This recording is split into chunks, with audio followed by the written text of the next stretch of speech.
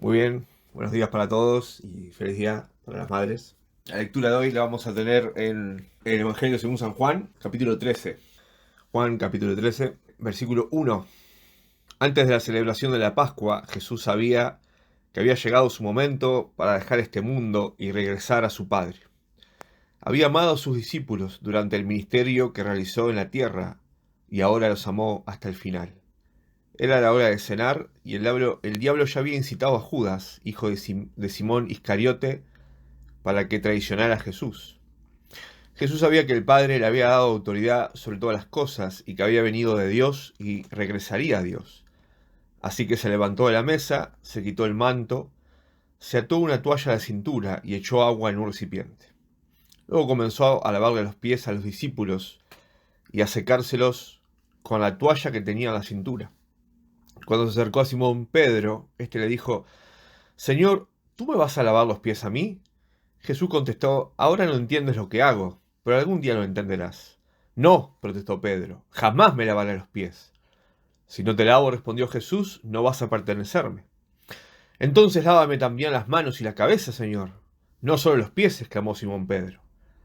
Jesús respondió: Una persona que se ha bañado bien no necesita lavarse más que los pies, para estar completamente limpio. Y ustedes, discípulos, están limpios, aunque no todos. Pues Jesús sabía quién lo iba a traicionar. A eso se refería cuando dijo: no todos están limpios. Después de lavarle los pies, se puso otra vez el manto, se sentó y preguntó: ¿Entienden ustedes lo que acabo de hacer? Ustedes me llaman maestro y señor, y tienen razón, porque es lo que soy. Y dado que yo, su señor y maestro, les he lavado los pies, ustedes deben lavarse los pies unos a otros. Les di mi ejemplo para que lo sigan. Hagan lo mismo que yo he hecho con ustedes. Les digo la verdad, los esclavos no son superiores a su amo, ni el mensajero es más importante que el que envía el mensaje. Ahora que saben estas cosas, Dios los bendecirá por hacerlas. No les digo estas cosas a todos ustedes, ya conozco a los que he elegido, pero es para que se cumpla la escritura que dice: el que come de mi comida se ha puesto en mi contra. Les aviso de antemano, a fin de que cuando suceda crean que yo soy el Mesías. Le digo la verdad, todo el que recibe a mi mensajero me recibe a mí, y el que me recibe a mí recibe al Padre que me envió. Entonces Jesús, muy angustiado, exclamó: les digo la verdad, uno de ustedes va a traicionarme. Los discípulos se miraron unos a otros sin saber a cuál se refería Jesús. El discípulo a quien Jesús amaba estaba sentado a la mesa a su lado. Simón Pedro le hizo señas para que le preguntara a quién se refería. Entonces ese discípulo se inclinó hacia Jesús y le preguntó: Señor, ¿quién es? Jesús le contestó: es aquel a quien le doy el pan que mojó en el plato. Y después de mojar el pan, se lo dio a Judas, el hijo de Simón Iscariote. Cuando Judas comió el pan, Satanás entró en él. Entonces Jesús le dijo: apresúrate a hacer lo que vas a hacer. Ninguno de los demás que estaba en la mesa entendió lo que Jesús quiso decir.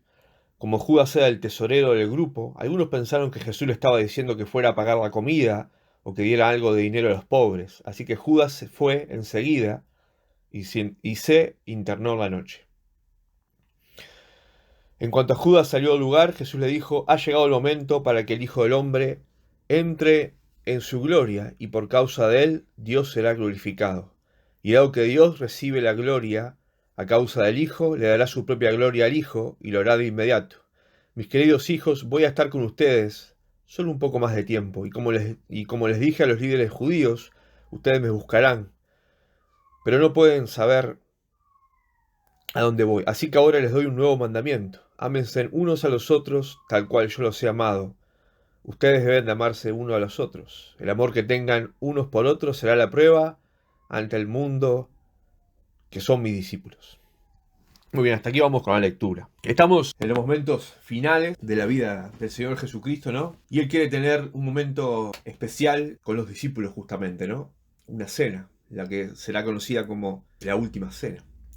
Y son de suma importancia las palabras y lo que el Señor hace en esos momentos finales, porque después ya no iba a tener este contacto íntimo, este contacto estrecho, junto a los discípulos, ¿no?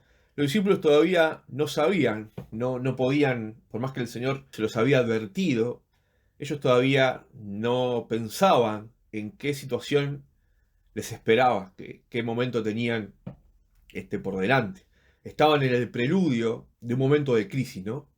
Muy pronto su maestro, su guía, les iba a ser el arrebatado y ellos iban a quedar por lo menos por un tiempo sin norte, sin sentido, ¿no? Y es fácil entender el por qué. Ellos vivieron mucho tiempo con Jesús, le vieron hacer sus milagros, creían que él era el Mesías y seguramente no esperaban, por más que el Señor ya les había advertido varias veces, no esperaban el desenlace que iba a tener, o no esperaban los acontecimientos que iban a pasar en muy poco tiempo, ¿no? ¿Cómo iban a pensar o cómo se iban a imaginar que Dios mismo iba a ser entregado y a morir en esa cruz? Fue realmente algo choqueante para ellos, ¿no? Fue un cimbronazo muy fuerte. Y así es muchas veces la vida de cada uno de nosotros, ¿no? Un día va todo bien, un día todo tiene un cauce normal, pero de repente al otro día, o incluso en pocas horas, todo se puede desbarrancar, ¿no? Todo puede salirse de control, todo puede salirse de nuestro esquema, ¿no? La vida nos puede dar un golpe que nos sacude la estantería, ¿no? Y es bueno tener siempre presente este momento y estas palabras del Señor Jesucristo en nuestro corazón, en nuestra mente. Me gusta la introducción a todo esto cuando dice: había amado a sus discípulos durante el ministerio que realizó en la tierra y ahora los amó hasta el final. Siempre es bueno tener presente el amor de Dios en nuestras vidas, ¿no? Por supuesto que sí. Pero parece que en momentos de dolor, en momentos de angustia, en momentos donde todo cambia, donde empezamos a pensar en la fragilidad de nosotros, en la fragilidad de la vida también, es bueno tener presente que Dios nos ama y nos amó hasta el final. Más allá de nuestro carácter, más allá de nuestra fidelidad o falta de fidelidad para con Dios, Él nos sigue amando con ese amor perfecto, ese amor incomprensible, ese amor inimaginable, y nunca nos abandona, nunca nos deja. Él siempre está a nuestro lado. Jesús amaba a estos discípulos que eran personas complicadas, ¿no? Todavía para ese momento no eran modelos de conducta, ni mucho menos. Generalmente no entendían las cosas, eran, bueno, justamente, ¿no? Propensos al ánimo, a los sentimientos. Ahí tenemos a Pedro, que siempre era como el abanderado en esto, que cuando el Señor le dice: te tengo que lavar los pies porque si no, no vas a pertenecer, inmediatamente Pedro le dice: ah, bueno, no, pero entonces lavame todo, Señor, ¿no? Y así era Pedro. Todavía en ese momento era un vaivén de emociones, ¿no? Y sin embargo el Señor amaba a este grupo de personas con sus falencias, con sus debilidades. Por supuesto, Él estaba trabajando en sus vidas, pero los amaba, ¿no? Y así nos ama también a nosotros, con nuestras falencias, con nuestras debilidades, con nuestra falta de compromiso, con nuestra falta de fidelidad. Y esto es algo maravilloso, hermanos, que el amor de Dios no varía y no cambia con los tiempos, ¿no? Quería resaltar un poco esto porque también estamos en momentos complicados, en momentos complejos donde, bueno, nos azota esta pandemia. Muchos pensaban, yo me reí un poco de los mensajes de fin de año y año nuevo porque mucha gente decía que se acaba este 2020 con la pandemia, entonces, pero en realidad se ve que nadie pensaba, o no sé si la gente pensaba que iba a haber algo mágico, que el 1 de enero del 2021 iba a desaparecer el coronavirus, pero bueno, eso no pasó. De hecho, acá en Uruguay ha empeorado. Pero más allá de eso tenemos que tener presente justamente el amor del Señor, ¿no? En nuestras vidas, y que podemos siempre apoyarnos en Él. Luego, a sabiendas de que estos últimos momentos del Señor con sus discípulos, Él hace algo que es hasta contradictorio para los cánones de nosotros, ¿no? Los seres humanos. Fíjese el contraste que hay en estas palabras. El versículo 3. Jesús sabía que el Padre le había dado autoridad sobre todas las cosas y que había venido de Dios y regresaría a Dios. Así que se levantó de la mesa, se quitó el manto, se ató una toalla a la cintura y echó el agua en un recipiente. Luego comenzó a lavarle los pies a los discípulos y a secárselos con la toalla que tenía en la cintura. el contraste que hay entre estos dos versículos es tremendo. Porque el primer versículo nos muestra de que Jesús tenía la autoridad sobre todas las cosas. Él es el Rey por excelencia. Él es al cual los ángeles adoran. Él es el creador y sustentador del universo. Para nosotros, para nuestra visión humana, Él tendría que estar encaramado en lo más alto del poder. Y nadie, Él no tendría que servirle a nadie, ni humillarse a nadie. Por el contrario, ¿no? Nosotros estamos acostumbrados a adorar y a prestar nuestro servicio a la gente que está por arriba de nosotros, a la gente que tiene poder. Nunca nos vamos a imaginar que la gente que está en lo más alto, o la gente que tiene mayor poder, se va a rebajar a servirnos a nosotros. Ahora, esto es exactamente lo que hace el Señor Jesucristo, ¿no? Él se pone en la posición del esclavo. Yo creo que todos ya lo saben, pero por las dudas lo aclaro. El lavamiento de pies era algo que se usaba en aquella época, era una cortesía, era un símbolo de hospitalidad, porque en aquella época no había championes Nike, ni Reebok, ni nada por el estilo. La gente andaba con sandalias bastante rudimentarias, y no había tampoco concreto, ¿no? No había caminos asfaltados como los que tenemos ahora. Había tierra, o sea.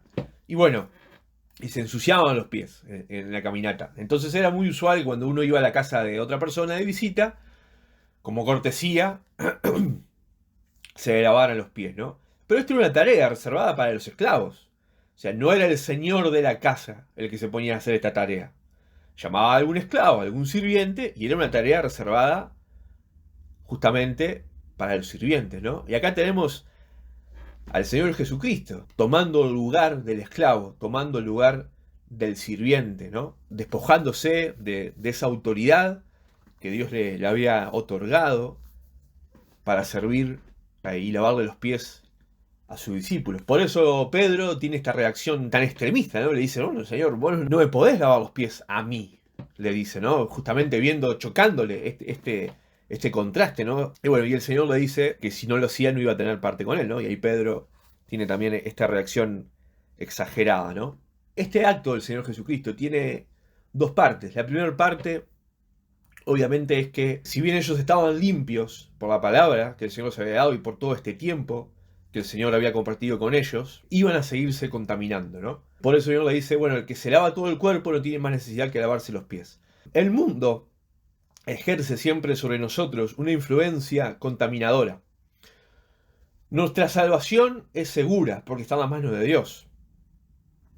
Somos salvos por su gracia y esto no lo puede cambiar. Pero si bien eso nos da una nueva naturaleza y nos permite agradar a Dios, la vieja naturaleza aún está operando en nosotros y aún está contaminando nuestras vidas, ¿no?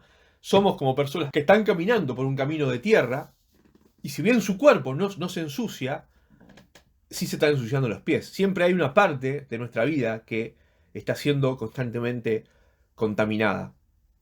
Y precisamos que el Señor nos purifique, precisamos que el Señor nos limpie, precisamos que el Señor, de alguna forma metafóricamente hablando, siga lavando nuestros pies. No hay forma de escapar de la contaminación del mundo. Aunque hagamos como los monjes que se encierran en un monasterio, ¿no? Justamente para aislarse del mundo, aún así el mundo nos sigue contaminando.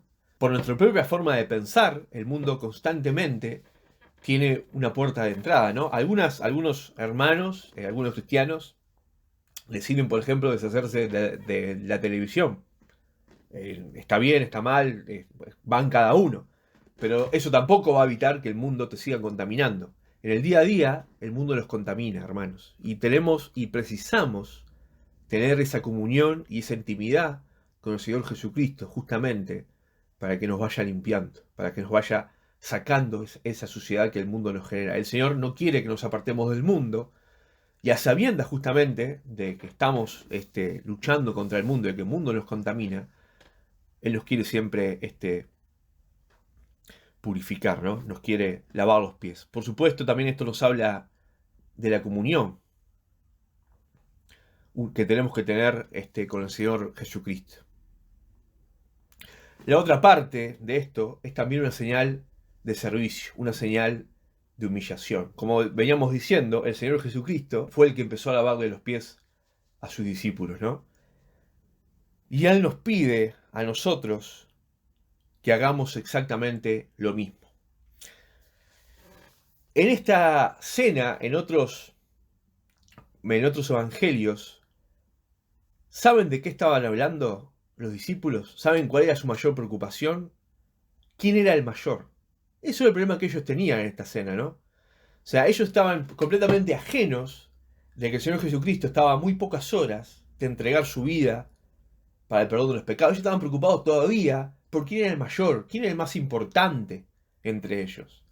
Ahí nos damos cuenta lo distante que estaba la mentalidad de los discípulos de lo que iba a pasar, ¿no? Y el Señor Jesucristo quiere zanjar esta cuestión justamente con este acto.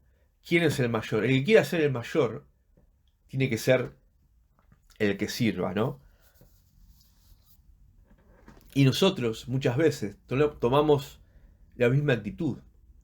Pensamos o estamos más preocupados por quién es el más importante, quién es el que recibe mayor reconocimiento, quién es el que está en X posición, ¿no? Y buscamos nosotros también posicionarnos, buscamos también nosotros que la gente nos aplauda, que la gente nos reconozca, ¿no? Sentirnos que tenemos el poder, ¿no? Muchas veces estamos embarullados en estas cuestiones y nos olvidamos que lo que nosotros tenemos que hacer es humillarnos, despojarnos de ese orgullo, de esa altanería que muchas veces nos caracteriza y servir a nuestros hermanos.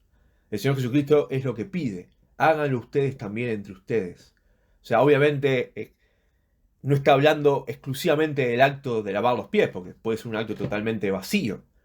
Está hablando de una actitud de corazón, de tener un corazón que sea un corazón de entrega y de servicio para con nuestro hermano, para con nuestros seres queridos, ¿no? Y es algo que tenemos que hacerlo, tenemos que despojarnos de ese orgullo, de esa altanería que muchas veces nos caracteriza, de esa idea de que acá estoy yo y voy a marcar mi cancha y voy a pisar fuerte acá y no quiero que nadie me pase por arriba, que es un pensamiento que nos domina tanto en esta época actual, y por el contrario, pensar, bueno, ¿en qué puedo ayudar a mi hermano? ¿En qué le puedo ser útil? ¿En qué lo puedo servir, ¿no? Y es interesante que el primero que tomó esta actitud, fue el Señor Jesucristo. Ninguno de los discípulos se le ocurrió o se le cruzó por la mente la idea de que precisaban que alguien les lavara los pies. Muchas veces nosotros esperamos, a veces cuando vemos la necesidad ajena, esperamos que alguien más vaya a hacer algo, ¿no? Esperamos que alguien tome la iniciativa, esperamos que alguien sea el primero, y muchas veces en un grupo de gente estamos justamente pendientes de, bien, si nadie se mueve, entonces yo también me quedo ahí, no hago nada. Porque estamos esperando que el otro haga, ¿no? Y acá los discípulos estaban la misma, estaban esperando ahí, hasta que el Señor Jesucristo, dando este ejemplo, tomó el lugar de servicio, ¿no? Luego tenemos un episodio que es justamente el episodio de Judas. Es interesante que el Señor también le lavó los pies a Judas, aunque él no podía quedar limpio. El Señor también amaba a Judas. Yo siempre me pregunté por qué el Señor esperó tanto si él ya sabía de la traición de Judas y por qué se dio todo de esta forma. Yo personalmente pienso que el Señor estaba esperando o le quería dar la oportunidad a Judas para que él se arrepintiera o para que él diera un paso atrás en lo que iba a hacer. Ahora, el Señor sabía lo que iba a pasar con Judas y en su gran misericordia le estaba esperando un atisbo de arrepentimiento de parte de Judas, ¿no? Porque él también lo amaba a Judas. Judas no estaba excluido de ese amor que tenía por sus discípulos. Judas estaba ahí. En ningún momento el Señor, en ningún momento de su ministerio, salvo ahora hasta el final, cuando, bueno, las cosas se tenían que dar de esta forma, es cuando le dice: lo que has de hacer, hazlo pronto. Para ese momento, antes de todo eso, Judas era uno más de los discípulos. Había estado con el Señor todo este tiempo. De hecho, era bastante íntimo porque mojaba el pan en el plato, ¿no? Algo que nos da una señal de intimidad. Ahora Judas lamentablemente rechazó esta gracia, rechazó el perdón del Señor y dice, y me gusta mucho esta frase porque dice, se internó en la noche. Esto habla y me hace pensar en cuando nosotros nos alejamos de Dios, cuando nosotros rechazamos la misericordia de Dios, rechazamos la gracia de Dios, y nuestras vidas se van cada vez desalineando de lo que Él quiere, nuestros caminos cada vez se van apartando de lo que Él quiere, y la relación y la comunión con Dios o pasa a ser un recuerdo o pasa a ser algo accesorio en nuestras vidas, ¿no? Realmente es como salir de la luz y internarnos en la noche. Podemos llevar vidas moralmente correctas, no es necesario irse a cosas horribles o que nuestra vida se descarrile. Podemos llevar una vida moralmente normal ante los ojos del mundo, pero lamentablemente en nuestro espíritu y en lo interior de nuestras vidas estamos otra vez en tinieblas, ¿no? Todos sabemos lo que pasó con Judas, su remordimiento, terminó quitándose la vida. Quizás en esos momentos Judas habrá pensado por qué hice lo que hice y le hubiese gustado volver el tiempo atrás. A veces, lamentablemente, cuando nos apartamos de Dios, tomamos decisiones que no podemos volver para atrás en cuanto a las consecuencias. Lo bueno es que Dios siempre nos está esperando y siempre podemos volver a sus caminos, siempre podemos volver a abrazarnos de Él, siempre podemos volver a aprovechar su amor y su fidelidad, ¿no? Y finalmente, y ya para concluir, el Señor les deja un mandamiento a los discípulos, ¿no? Que Él sabe que es esencial. Y es el amor, justamente. El hecho de amarse uno a los otros como Él mismo nos ha amado, ¿no? Y dice algo muy importante con respecto a esto. Es la forma en la cual el mundo nos va a identificar. El mundo no nos va a identificar a nosotros porque vayamos a un local físico, como solemos pensar que es la iglesia. No nos va a identificar porque andemos con una Biblia bajo el brazo, o porque nos vistamos de X o de cual forma, o porque hablemos de X o de Y forma. Nos va a identificar, según lo que dice la palabra, por el amor que tenemos los unos por los otros. Esta es la etiqueta por excelencia, o debería de serlo, mejor dicho, de los cristianos. Es la forma más eficaz de darnos a conocer al mundo, el amor que profesamos los unos por los otros. Y esto justamente está totalmente enlazado al hecho de deshacernos de nuestro orgullo, deshacernos de nuestra altanería, deshacernos de esa idea de que yo soy el primero y después vienen los demás, y ponernos en el lugar del servidor, ponernos en el lugar del que sirve, del que está siempre dispuesto a ayudar, del que está siempre dispuesto a buscar la forma de consolar y de fortalecer a su hermano. Esto es parte de amarnos unos a los otros. Por supuesto que para nosotros, si nos queremos fundar en nuestras fuerzas, esto es casi imposible. Tenemos que apoyarnos en el Espíritu Santo. Tenemos que dejar que el Espíritu Santo fluya en nuestras vidas para poder manifestar los frutos del Espíritu, donde tenemos la paciencia, la benignidad, el amor.